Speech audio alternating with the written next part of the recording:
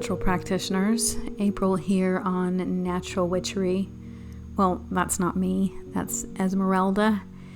And I'm here today to talk to you about Ostara, or what is otherwise known as the spring equinox.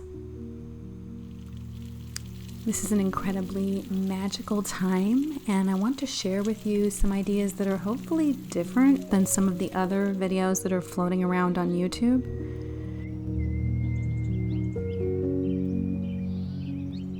The first half of this video is dedicated to showing you my ideas for celebrating.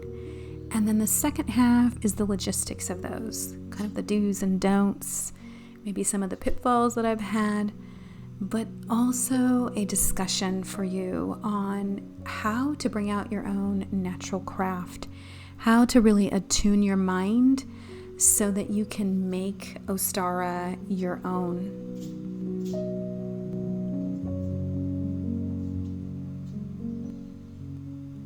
This is an incredibly sacred time. I love the equinoxes because they are about bringing balance to our lives. They're a chance to really sit with ourselves in the beauty of a time between time and give ourselves some space to evaluate what it is that we need to bring balance to ourselves in our life, how we can draw towards nature and create something that is truly sacred for each one of us as our own living practice. And I've tried to share ideas for those of you in the city and for those of you in the country. Eggs are a powerful symbol of new life and the potentiality of what awaits us. If you haven't heard the story, then the story goes that the goddess Ostara had a favorite bird that she found during the winter near death. And in order to save it, she transformed it into a hare. Now, while the rabbit was quite grateful for the gift of life, if you had wings your whole life and suddenly were tied to the ground, you might long to fly again. So one day a year, she allows the hare to transform into a bird, and she lays eggs. And these eggs are a gift to the goddess. So if you live in the city, you can buy your eggs. And if you're in the country and have your own hens, then you can, of course, gather those eggs.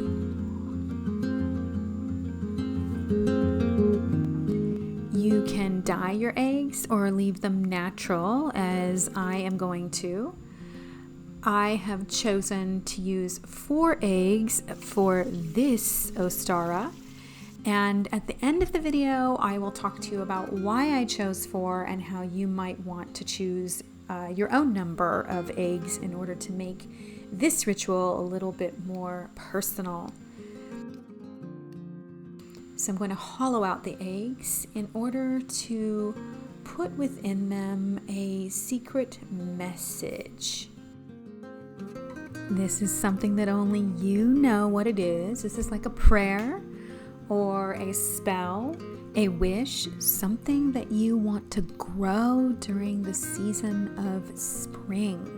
And you'll place that in your eggs. At the end, I'll have some ideas for working with kids on this as well, for those of you who are wondering how the heck you can do this with other family members.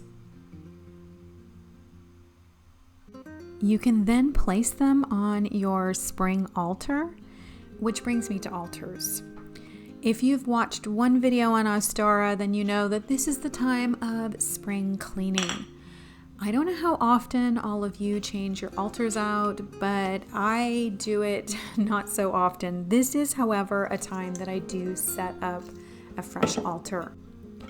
Each season, I try to bring as much sacredness and focus in, and so this is a great time as I'm sowing into the new year to really focus on freshness, and so I like to refresh my altar. This one's super dirty, as you're going to see. Here's a foot from a rabbit that I took from a rabbit that was gifted to me by my cats. You can make up your own cleansing spray, and I talked about that in the Imulk video. And once you've got everything clean, of course, You want to put everything back on there and do so intentionally, only putting back the things that have real meaning to you, maybe giving them a home. These were just out and I made a nice place for them, and just really put some time into feeling your way into it. I'll be gathering up any plant material and putting that aside to take into the woods with me, which brings me to my next idea, and one of the things that anybody can do anywhere, which is take a walk in your garden, the woods by you, or even your local park. Some of you may live by the ocean. Some of you may just even take a walk in your neighborhood and again, talk with the trees, hang out. This is a chance to get more familiar with the flora and fauna in your area and take time out for yourself to connect and allow yourself to just have that time to rebalance and reground. Really touch the trees, look at the plants. Are they going to seed? Are they green? Are they lighter? Let me just say that you deserve a break, a chance to do you. And take with you on that walk those things from your altar that you no longer want, so that you can take them out into the wilds and give them back to the earth in a way that honors them.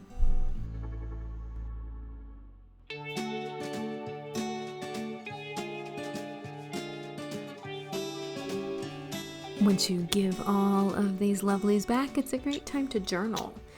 But here's another idea. How about writing a letter to your future self? Maybe being your own personal cheerleader and creating a letter that you can put on your altar to read later, maybe the next season or next year.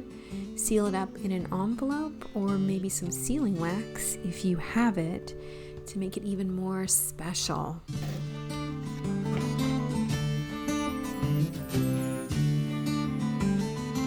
And of course, liminal times are excellent for divination. This Sabbath is all about balance, and so I have created a tarot or oracle spread that uses a pendulum in order to draw the cards. I love the idea of combining two types of divination. If you're interested in this spread, it will be up Sunday the 19th on my channel right here, or over on Tarot and Witchery, my other channel.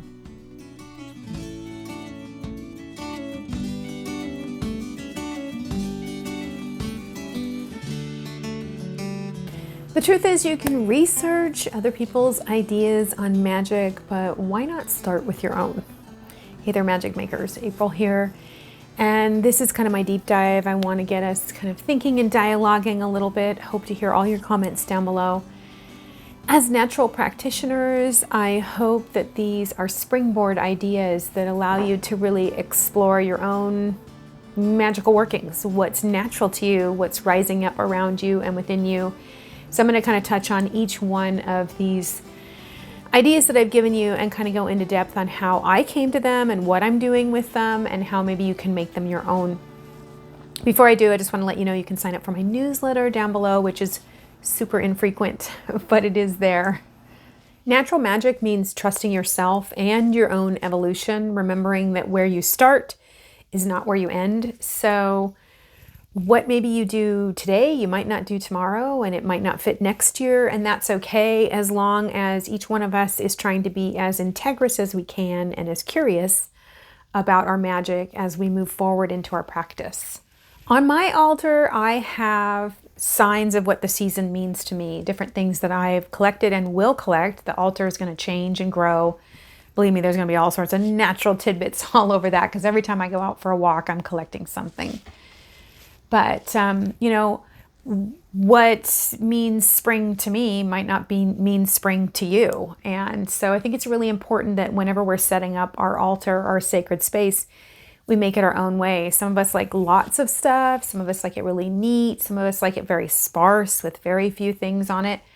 Wherever you're at, it's okay. Again, there's lots of stuff in books, but I think the best way is to really kind of tap in and see, hey, what works for me? I have this spring goddess that I got a long time ago, And I bring it out every year and I put it on my spring altar. It's something that I just keep around. It kind of moves around my house. So when it's not spring, it's somewhere else being displayed. But, creating an altar is just so deeply personal, and it should be. It should be about you connecting with whatever that altar is for.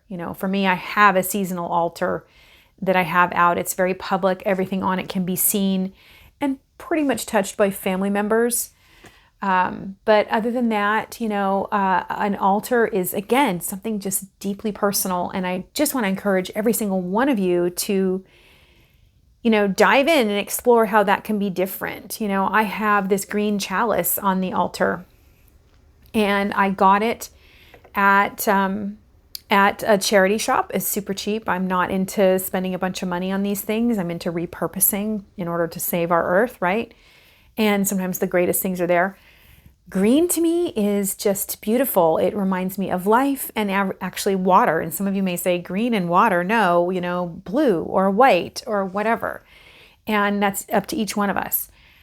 For me, I chose the number 4 this year, 4, to work with in spring. And that's because the 4s in the tarot, which I'm deeply connected to, have to do with foundations. And I wanted foundations in each one of the elements. And so to me, I really liked that. Again, building on that, I chose 4 eggs to do that. 2 white or 2 light and 2 dark eggs. And that was because 2 is the number of balance. 2 times 2 is 4. And so that's why I chose the 4 eggs that I did and the colors that I did. I've got that dark aspect and that light aspect, and they're in equal proportion on my altar. And that was the number that was right for me. That's the number that I felt really drawn to this year. And I put those tarot cards on my altar. If you have extra decks of oracle or tarot cards and you want to build an altar around that, you can. If there's a seasonal message, maybe that's something that's on your altar as well. But again, keeping it personal. Maybe 3 is your thing. Maybe you're like into the triple goddess or the triune God or whatever it is. And so 3 is your number, and you build something about 3 onto there. Maybe numerology just isn't even your thing. And so you don't really bring that in. That's just my thing. That's my natural inclination during this time. And I just kind of sat down and felt my way into it. And that's what popped up for me this year. I will get into the tips on eggs and working with kids, but I think each one of these, as I move on, you can work with children as well, but I'm going to do the egg tips last. Some of you are wordsmiths. This is something that's really natural for you. It's something that you love, or maybe something that you aspire to and want to work with more. And so the whole letter writing thing, that's really something that you feel like, hey, that's my jam. Letter, poetry, maybe you want to have... Even maybe some of you are not into words and you just want sigils. And so maybe you want to craft sigils that go on your altar, but also on the eggs that you've created, right? You can, if you're working with kids, especially tear the appropriate size piece of paper and give that to them. If they are nonverbal, like they're just little, they can scribble on the paper. It's just as magical. Maybe your kids don't want to write something. They just want to draw a picture. Hey, that's great too. Maybe you just want to draw a picture. Maybe like that's really something for you. Maybe you want to create something like that to put inside of your egg. Maybe you don't want to put anything inside your egg at all. It's not your thing. Maybe you're not even into eggs, and that's just not something that you think about as part of spring. The point is to kind of delve into what is yours. Back to wordsmithing. I do love writing, so writing myself a letter that I can have in the future, that I can open up, that I write to myself, or sometimes I will craft a vision that I'm feeling for the next season of time, and so I will write that out. Sometimes I'll put pictures in that letter, or symbols or sigils that I create. All of that. I mean, like anything goes, right? It's totally your magic, your way. One of the things I think that is really neat that I'm going to be doing is I'm going to keep my eggs on the altar until Beeltana. So that's 8 weeks away, right? And at that time, I will actually plant my eggs in the yard. And I think this is a super fun idea because I'll kind of go back to my eggs when I feel drawn and just sort of hold them and kind of sit with the promise of what's inside of there. And I got to tell you, by the time Yeltana comes around, I won't even totally remember. And honestly, that's the sign of a good spell. Put it out there in perfect love and perfect trust, and just know that it's going to work. If you're really interested, you can, of course, put that in your journal so that later you can go, it did come to pass. But I think it's super fun for kids to think about planting their dreams in the ground later. Teaching them to go back to the egg and just lay their hands on it very gently because they will break. And, keeping that in their hearts, teaching them to just spend a moment breathing and holding it. Another idea, if you're not into even writing anything on the eggs, maybe you want to work with just sitting with your egg in a candle and breathing into it. Maybe you just want to hold your intention in your heart for the next season. Sit with a candle, go for a walk, gaze out the window. I think we get really into the idea of ceremonial magic or ritual. I'm not a huge ritualist or ceremonial magic person. I will put together rituals. I'm definitely not into ceremonial magic, but some of you are. Maybe you want to spend this time crafting something and you want to think about how you can continue this Sabbath into the next, how this aspect of spring, this spring equinox, can be a part of the coming rituals throughout the year and how you can tie them together. Some of you, that's like way too much, whatever it is. I think the important thing is that each one of us learns to gather the sparkles around us as they come. So like during this time, is there a phrase that keeps coming back to you? Is there a quote in a book that you thought, man, that's amazing. I really want to be that. Is there an oracle card that stood out to you, or a tarot card, or a painting, or something that just feels like it's a part of the season? Like gather those sparkles up, do something with them to create a conscious marker that will help you to groove your own natural witchery. And again, that is what this whole channel is about. It's about natural witchcraft. It's about really trusting yourself to gather your sparkles and release your magic. We don't need books. Books tell us what someone else did. And I'm going to get in trouble with some of you out there for saying this, but the books that we do have that are older are somebody else has written them down. They've been Christianized, or, they're, just a couple hundred years old. I don't know that we really know what ancient witchcraft was like, but I imagine it was a lot of getting out and getting into nature and paying attention to what was going on there and being a part of that and tying ourselves to the seasons and cycles and paying a lot of attention to how herbs worked, and not the hocus pocus that we see in Harry Potter or Bewitched, but just in the everyday living, in the everyday setting intention of setting our will, of creating markers for ourselves, whether they're witch bottles or charms or wards, whatever it is you're using. Or again, even just setting our hearts, being introspective enough to slow down and be present in the now so that we can gather the magic that's all around us in order to release it. Which brings me to my thoughts on your nature walks. Oh, just get into it. Really get into it. Smell, touch, taste. If it's appropriate, be careful. Things are poisonous. Really get in to recognize what is calling you in nature out there during this time. Go back to if you've got a tree that you're drawn to, you should try to revisit that tree every season to see it change. Walnut trees, they do not smell good in winter to me at all. They are just a really icky kind of dog poop smell, which goes away in the summer if you have walnut trees, and you know what I'm talking about. But you don't know this if you don't go visit those trees, And so getting out and allowing yourself to really be curious and to pay attention and allow different things to call you in nature so that you can explore them and be a part of them. And then the biggest thing is really to ask what is this? What is it that I'm seeing? What are you telling me?